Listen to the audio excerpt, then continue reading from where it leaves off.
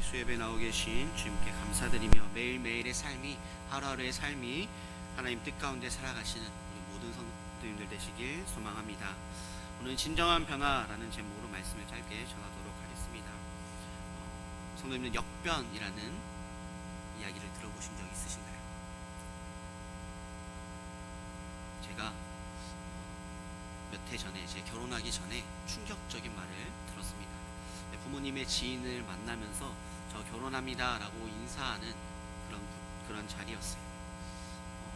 그분이 저를 오랜만에, 제가 어렸을 때 갓난아기 때 보고 제가 이제 결혼한다고 하니까 그때 뵌 거예요. 그분이 오 사무엘, 어렸을 땐 예뻤는데 라고 말씀하시더라고요. 어렸을 때는요? 저에게 말하니까 아니 지금도 멋있는데 어렸을 때 진짜 이뻤어 라고 말하시더라고요. 제가 결혼 알리러 갔다가 적지 않은 충격을 받았습니다.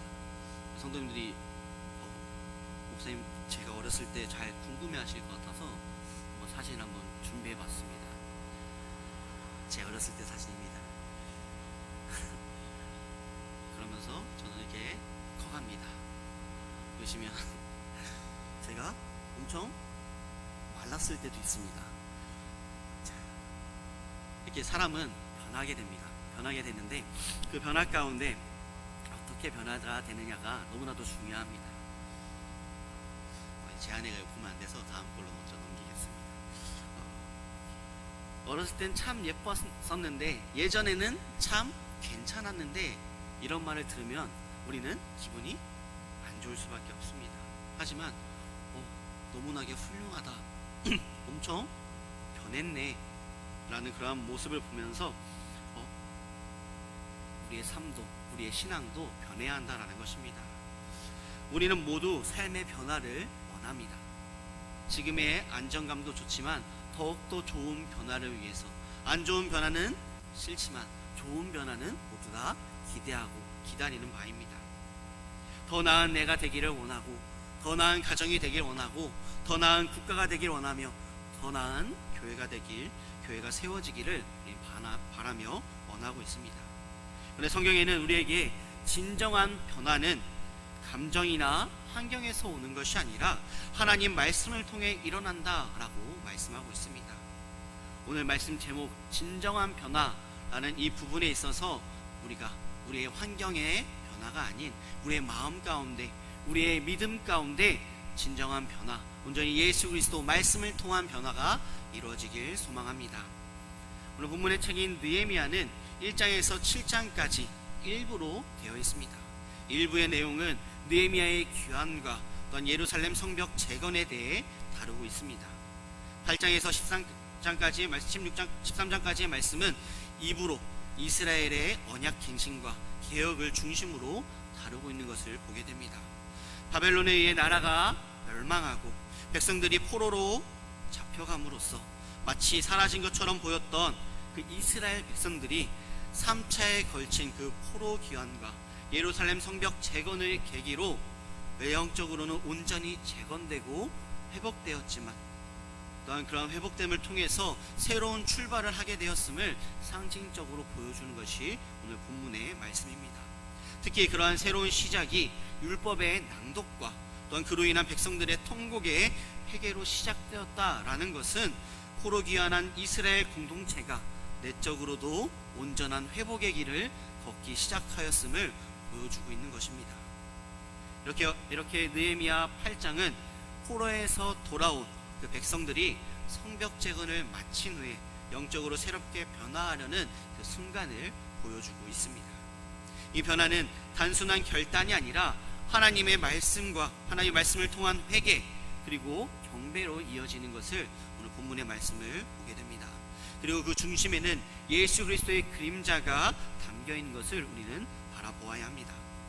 먼저 오늘 말씀은 고레스 칙령 이후 이스라엘 백성이 드디어 고대하던 고국의 땅으로 귀환하는데 그 중심에 에스라와 느헤미야가 있었습니다.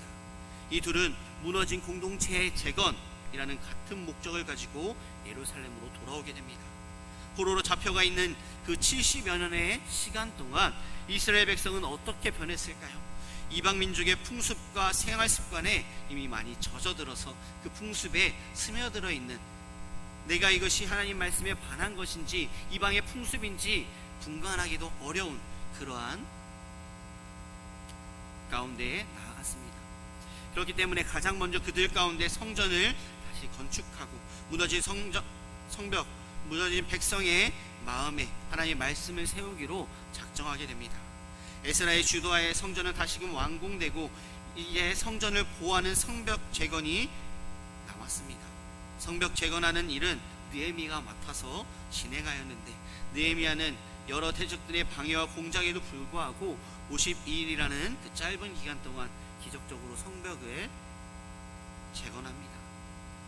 성전이 재건되고 성벽까지 새로운 그 모습을 갖추게 되자 이제 하나님의 백성으로 그들의 모습은 회복된 것 같아 보였습니다. 하지만 그들에게는 서두에서 이야기했던 것처럼 한 가지 부족한 적이 있었습니다. 그것은 다름 아닌 그들의 내적인 마음의 변화였습니다. 그들은 겉모습의 변화뿐만 아니라 내면의 또한 삶의 변화가 필요했습니다. 그리고 오늘 본문 말씀을 통해서 그들의 변화의 시작은 바로 하나님의 말씀으로 말미암는다라는 사실을 발견할 수가 있습니다. 느헤미야는 예루살렘 성벽을 재건합니다. 하지만 오늘 본문의 느헤미야 8장은 성벽 재건보다 더 중요한 영적 재건에 대해서 말씀합니다. 에스라가 하나님의 율법을 들고 나와 말씀을 읽고 해석하며 선포합니다. 백성들은 모두 한 사람같이 한 마음으로 말씀 앞에 서는 것을 보게 됩니다. 이렇게 말씀 앞에 모인 백성들은 오늘 1절 말씀에 보면 백성이 일제히 수문 앞 광장에 모여 라고 말씀합니다. 여기서 주목해야 하는 것은 모든 백성이 일제히 나왔다라는 사실입니다. 모두가 한 마음 한 뜻으로 공통된 그 열망을 가지고 모였다라는 것입니다. 그리고 그들이 그곳에 모여라고 쓰인 이 동사는 히브리어의 재개형으로서 즉 스스로 몰려들었다라고 해석할 수도 있습니다. 한데 모인 그들은 학사 에스라에게 하나님의 말씀을 요청하는 것을 봅니다. 폐역하고 불순종의 세대였던 그 이스라엘 백성은 모두가 새로운 마음을 가지고 자원하여 수문 앞 광장에 모였고 거기서 하나님의 말씀을 듣기를 원했습니다. 이들은 성전과 성벽을 증건하는 일에서 직접 참여한 그런 자들이었습니다. 그렇게 백성들은 자발적으로 모이게 됩니다. 누구의 강요가 아니라 자발적으로 모인 그런 모임이었습니다. 이는 진정한 영적 갈망이 있었다라는 사실을 내포합니다. 말씀을 사모하는 마음이 참되고 진정한 변화를 시작하게 한다라고 말씀합니다. 말씀을 사모하는 마음이 참되고 진정한 변화를 시작하게 되는데 그 말씀이 무엇일까요? 요한복음 1장 14절 말씀이 육신이 되어 우리 가운데 거하심에 우리가 그의 영광을 보니 아버지의 독생자의 영광이요 은혜와 진리가 충만하더라라고 말씀합니다. 이 말씀과 같이 예수 그리스도는 말씀이 육신되어 오신 분이십니다. 참된 변화는 그리스도를 알고자 하는 그 갈망에서 시작됩니다. 진정한 변화의 가장 중요한 것은 예수 그리스도를 알고자 하는 마음입니다. 예수 그리스도께 나아가고자 하는 그 마음에서 우리의 삶의 진정한 변화, 우리의 믿음의, 우리의 신앙의 진정한 변화가 일어난다라는 것입니다. 3절과 4절 말씀에 보면, 3절에서 5절 말씀에 보면 수문 앞 광장에 새벽부터 정오까지 남자나 여자나 알아들 만한 모든 사람 앞에서 읽음에 무백성이 그 율법책에 귀를 기울였는데 에스라가 모든 백성 위에 서서 그를 목전에 책을 펴니 그 책을 펼 때 모든 백성이 일어서니라 라고 말씀합니다. 백성들은 오랜 시간 말씀을 듣고 있습니다. 말씀을 존귀하게 여겨지며 그 말씀 앞에 모두가 일어서는 모습을 보이게 됩니다. 이스라엘 백성들의 변화는 말씀 앞으로 나아갔으며 또한 그 말씀을 온전히 계속해서 꾸준히 들었다라는 것입니다. 마태복음 5장 17절 말씀에 보면 내가 율법이나 선지를 폐하려 온 줄로 생각하지 말라. 폐하려 온 것이 아니요 완전하게 하려 함이라라고 말씀합니다. 예수 그리스도께서 공생의 기간 동안 말씀을 가르치시며 율법의 완성자로 이 땅에 오셨습니다. 참된 변화는 그리스도의 말씀을 듣고 깨닫고 복종하는 데서 시작합니다. 진정한 변화의 시작은 그리스도를 알고자 하는 마음, 말씀 앞으로 나아가는 마음부터 시작이라고 말씀드렸습니다. 그 다음 단계는 그 말씀을 듣고 깨닫고 복종하는 데서 시작됩니다. 오늘 본문의 6절 말씀에 보면 에스라가 위대하신 하나님의 여호와를 송축하며 모든 백성이 손을 들고 아멘 아멘 하고 응답하고 몸을 굽혀 얼굴을 땅에 대고 여호와께 경배하니라 라고 말씀합니다. 백성들은 말씀 앞에서 경배했습니다. 단순한 감동이 아니라 마음을 찢는 회개와 예배였던 것이었습니다.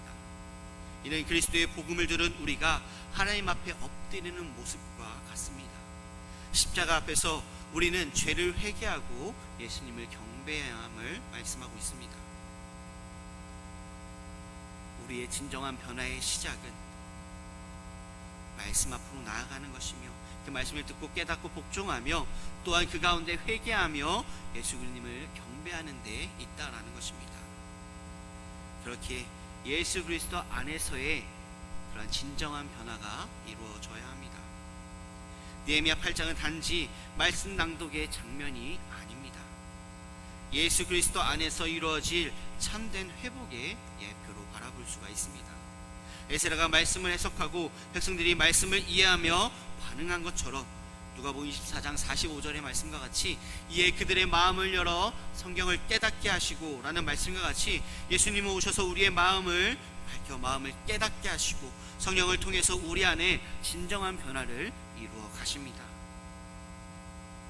그렇게 우리의 진정한 변화는 외적인 그런 환경적인 변화가 아닌 온전히 내 마음 가운데 성령을 통해서 우리 안에 진정한 변화, 예수 그리스도를 통하여 예수 그리스도 안에서 변화되는 그 변화가 진정한 변화라는 사실을 우리는 잊지 말아야 합니다.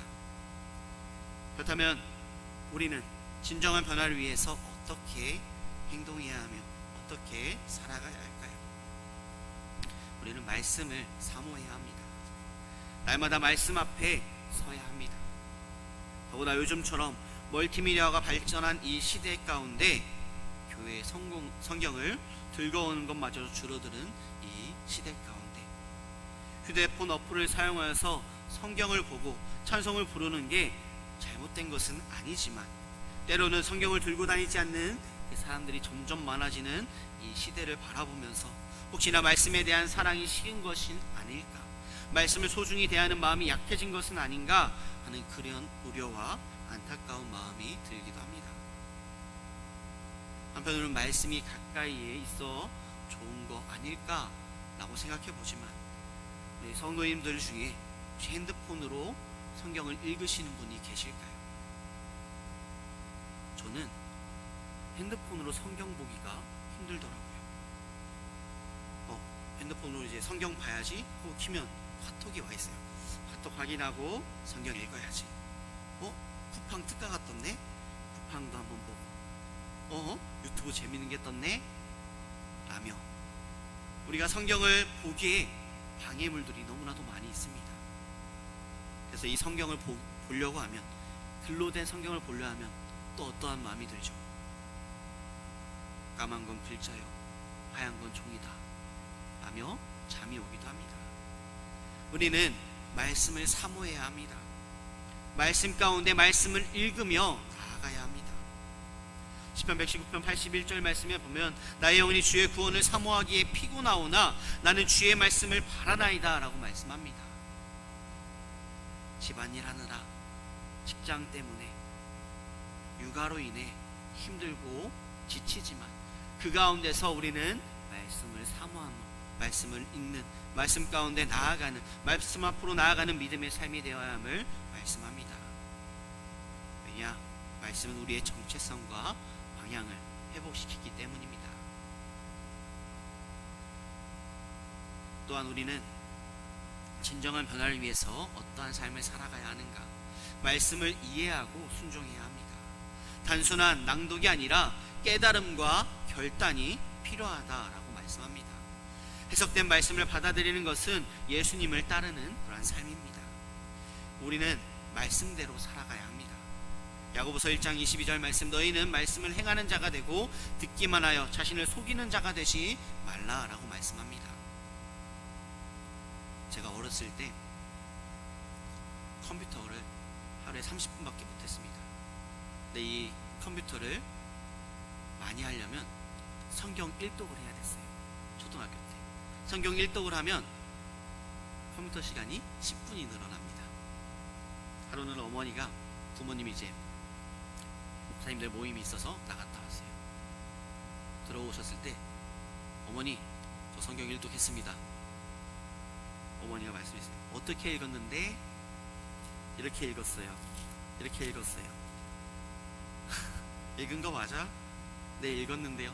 제대로 읽어 라고 말하면서 그때부터 입으로 소리내서 읽게 시키시더라고요. 우리가 말씀을 읽는다 라고 하지만 이 말씀을 읽음 가운데 이 말씀을 곱씹고 이해하며 그것에 순종하기 위해 내 삶을 어떻게 변화될까라는 그러한 생각으로 나아가는 것이 아니라 말씀을 읽으면서 오늘 저녁은 무엇을 먹을지, 자녀들은 잘 있는지, 속상한 일은 떠오르진 않는지, 우리의 삶을 돌아보면서 온전히 말씀을 읽고 그 말씀대로 순종하는 우리의 삶이 되어야 합니다. 또한 우리의 진정한 변화를 위해서 우리의 삶은 어떠해야 하는가? 예배로 나아가야 합니다. 말씀을 들은 자는 예배자로 변화됩니다. 진정한 변화란 우리의 삶이 진정한 예배자로 변화된다라는 것입니다. 예수님을 주님으로 높이는 그러한 삶이 우리의 삶으로 열매를 맺는다라고 말씀합니다. 새벽 예배, 수요 예배, 셀 예배, 주일 예배, 삶의 모든 예배 안에서 주님께 영광 돌리는 삶으로 변화된다라는 것입니다. 우리의 삶의 예배는 어떠한가요? 예배 때만 잠깐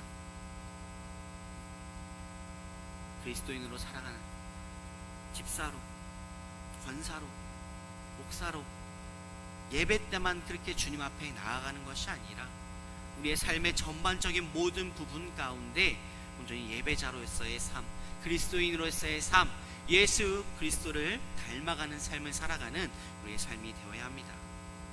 그런데 이것은 우리의 힘으로 나아갈 수 없습니다. 우리의 힘으로 나아가는 것이 아니라 예수 그리스도의 능력으로 나아가야 됩니다. 예수 그리스도를 통한 예수 그리스도 안에서의 변화가 이루어져야 합니다. 말씀 앞에 서는 것이 진정한 변화의 시작이다라고 말씀드렸습니다. 느헤미야 8장의 백성들처럼 오늘 우리도 하나님 말씀 앞에 서야 합니다. 그리고 그 말씀은 우리를 예수 그리스도로 인도합니다. 십자가 앞에서 회개하며 부활하신 주를 예배할 때 우리 안에서 성령께서 진정한 변화의 역사를 이루십니다. 말씀을 정리하고자 합니다.